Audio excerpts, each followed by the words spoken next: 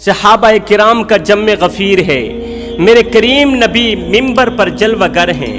میرے کریم نبی صحابہ کرام کو خوبصورت زندگی گزارنے کے طور طریقے بتا رہے ہیں، اللہ کی پہچان کرانے کے طور طریقے بتا رہے ہیں۔ میرے کریم نبی نے فرمایا، صحابہ میں تمہیں پرانے زمانے کا ایک سبق آموز واقعہ سنانا چاہتا ہوں، وہ واقعہ جو عورتوں مردوں کی زندگی بدل دے، عورتوں مردوں کی زندگی میں انقلاب لانے والا واقعہ تمہیں سنانا چاہتا ہوں۔ صحابہ کرام نے عرض کی، یا رسول اللہ ضرور سنائی۔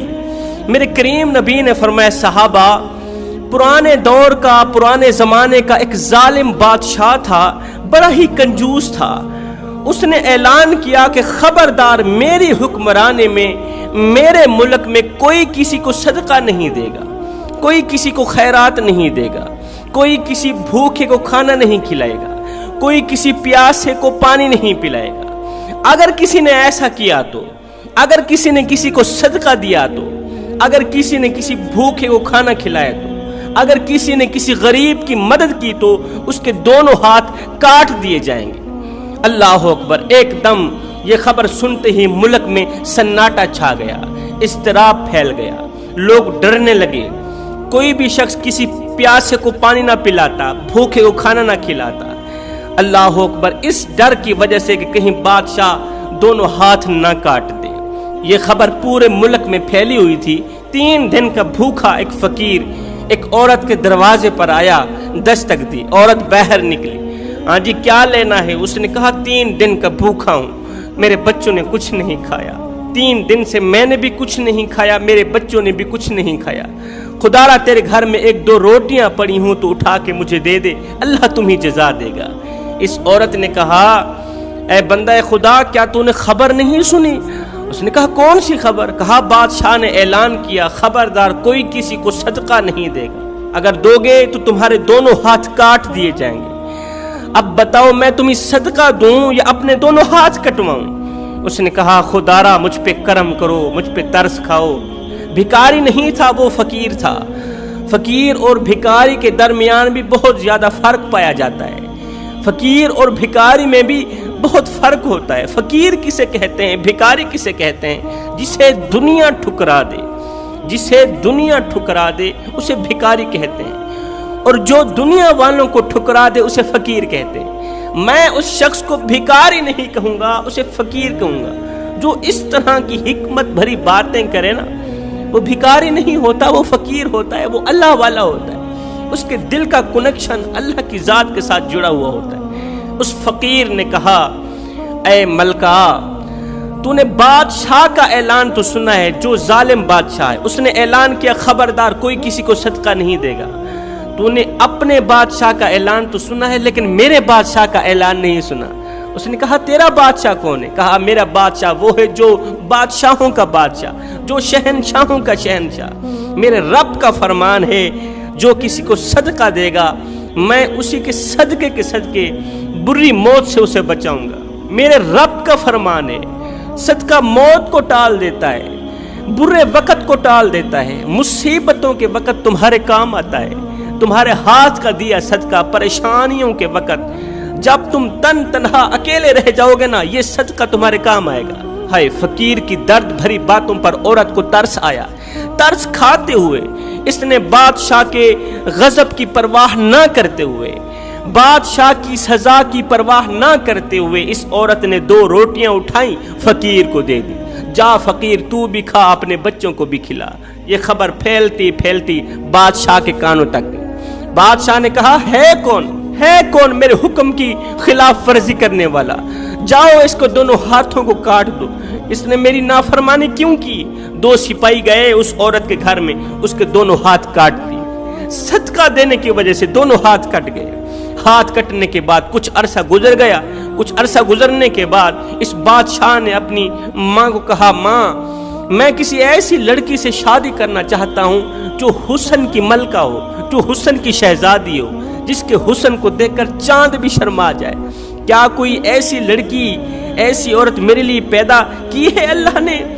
اس کی ماں نے کہا کہ ہمارے ملک میں اسی ایریا میں ایک عورت رہتی ہے جو بہت ہی زیادہ حسین و جمیل ہے، میں نے اس سے پہلے کوئی بھی اتنی حسین و جمیل لڑکی نہیں دیکھی تھی۔ اللہ نے بڑے ہی اسے حسن سے نواز رکھا ہے، چاند بھی اسے دیکھ کے شرماتا ہے۔ اس کا حسن دیکھ کر ہر بندہ تعریف کیے بغیر نہیں رہتا، لیکن اس میں ایک عیب ہے۔ ماں کون سا عیب ہے؟ کہا وہ عیب یہ ہے کہ اس کے دونوں ہاتھ کٹے ہوئے ہیں۔ یہ وہی عورت تھی جس نے فقیر کو صدقے کے طور پر 2 روٹیاں دی تھیں اور بادشاہ نے اس کے دونوں ہاتھ کاٹ دیے۔ حسن کی ملکہ شہزادی، لوگ اس کے حسن کی تعریف کیا کرتے تھے۔ بادشاہ نے سپاہی بھیجے، اس عورت کو لے کر سپاہی بادشاہ کی خدمت میں حاضر ہوئے۔ وہ عورت جس کے ہاتھ 2 روٹیاں دینے کی وجہ سے بادشاہ نے کٹوا دیے تھے، فقیر کی بھوک مٹانے کی وجہ سے بادشاہ نے اس کے دونوں ہاتھ کٹوا دیے تھے، بادشاہ کے سامنے حاضر ہوئی۔ بادشاہ نے جیسے ہی اس کا حسن و جمال دیکھا، اس کے حسن و جمال نے بادشاہ کو حیرت میں ڈال دیا۔ اتنی بڑی حسین و جمیل عورت، خیر بڑی دھوم دھام سے بادشاہ نے اس عیب دار خوبصورت ترین عورت سے شادی کی۔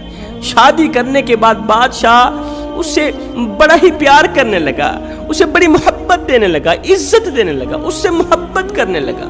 سال گزر گیا، اس عیب دار عورت سے اللہ نے ایک بچہ عطا کیا۔ اب بادشاہ اس خوبصورت عورت کو عزت دیتا، اس سے محبت کرتا، اس سے پیار کرتا، لیکن جو دوسری بیویاں تھیں وہ حسد کی آگ میں جل رہی تھیں۔ وہ موقع تلاش کر رہی تھی کہ ایسا موقع مل جائے ہم اس نئی نویلی دلہن کو بادشاہ کی نظروں سے گرا دیں۔ بادشاہ کا ایک بچہ بھی پیدا ہو گیا تھا۔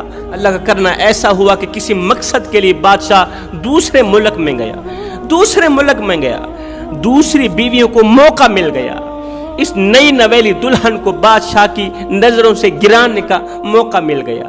نئی نویلی دلہنوں نے ایک خط لکھا، پیغام لکھا، بادشاہ تک پہنچایا۔ اس خط پر لکھا تھا کہ آپ کی جو نئی نویلی خوبصورت دلہن تھی وہ تو بدکار نکلی ہے، وہ تو عیاش نکلی ہے، اس کے غیر محرم مردوں سے کافی سارے تعلقات ہیں، اس نے تو آپ کی عزت کی دھچیاں اڑا دی ہیں۔ اب بادشاہ نے جیسے ہی خط پڑھا، بادشاہ نے واپسی جواب دیا کہ میرے آنے سے پہلے اس بدکار عورت کو جو میری عزت کی دشمن بن بیٹھی ہے، اس بدکار عورت کے گلے میں سیاہی کا ایک پٹا ڈال دو، اسے ملک سے دور کہیں جنگل میں جا کے چھوڑو، جنگلی جانور اسے بھی اور اس کے بچے کو بھی چیر پھاڑ کر کھا جائیں گے، یہی اس کی سزا ہے۔ بادشاہ کی عزت کی دھچیاں اڑانے کی یہی سزا ہے۔ اب بادشاہ کا حکم پڑھتے ہی سپاہیوں نے کیا کیا، اس خوبصورت عیب دار عورت کے گلے میں سیاہی کا ایک پٹا ڈالا، اس کے بچے کو اٹھا کے اس کے کندھے پر رکھا، ملک سے دور کہیں جنگل پر تن تنہا چھوڑ کے واپس چل گیا۔ اب وہ جنگل میں تن تنہا اکیلی رہ گئی۔ اتنے بڑے برے وقت میں بھی اللہ کا شکوہ نہیں کیا، شکر پہ شکر کرتی رہی۔ جے سونا میرے دکھ وچ راضی، میں سکھ نو چلے ڈام، دونوں ہاتھ بھی کٹ گئے۔ بادشاہ کی طرف سے جواب مل گیا، ابھی جنگل کے جانور آئیں گے، مجھے چیر پھاڑ کر کھا جائیں گے۔ اب اسے پانی کی تلاش تھی، پیاس نے اسے ستایا ہوا تھا، بھوک نے اسے رلایا ہوا تھا۔ زمانے کی ستائی ہوئی عورت پانی کی تلاشی کے لیے کبھی ادھر بھاگتی، کبھی ادھر کو بھاگتی۔ دور سے اسے ایک نہر ملی، نہر نظر آئی، بھاگتی ہوئی گئی۔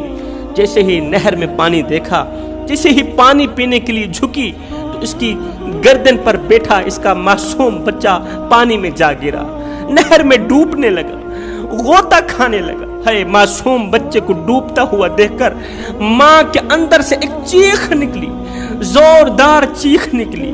ہائے یہ چیخ ہواؤں کو پھاڑتی ہوئی، فضاؤں کو پھاڑتی ہوئی، پہلے آسمان کو چیرتی ہوئی، دوسرے آسمان کو چیرتی ہوئی، 7 آسمانوں کو اس چیخ نے چیر ڈالا۔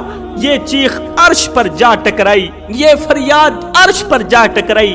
اتنے میں 2 خوبصورت نوجوان اس روتی ہوئی عورت کے پاس آئی، پوچھنے لگے کیوں رو رہی ہے؟ اس عورت نے کہا وہ دیکھو میرا بچہ ڈوب کے مر رہا ہے، خدارا جاؤ میرے بچے کو بچا لو۔ یہ 2 نوجوان نہر کے اندر گئے، پانی کے اندر گئے، جلدی سے اس کے بچے کو اٹھایا، صحیح سلامت اس کی جھولی میں رکھ دیا۔ اس کے بعد ان دونوں خوبصورت نوجوانوں نے کہا اے عورت، کیا تو چاہتی ہے کہ اللہ تعالیٰ یہ دونوں ہاتھ تجھے واپس کر دے؟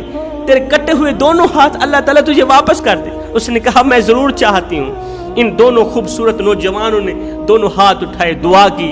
اللہ نے ان کی دعا کا صدقہ اس کے دونوں ہاتھ واپس کر دیے، دونوں ہاتھ لوٹا دیے، اس کے ہاتھ صحیح سلامت ہو گئے۔ دعا کے بعد اس عورت کی پریشانی کو ختم کر کے، اس کی مصیبت کو ختم کر کے، اس کے چہرے پر مسکراہٹ کو دیکھ کر وہ نوجوان واپسی کی طرف جانے لگے۔ یہ عورت بول ہی پڑی، جوانو جاتے جاتے اپنا نام تو بتا کے جاؤ، تم کون ہو، کہاں سے آئے ہو اور تم کون ہو؟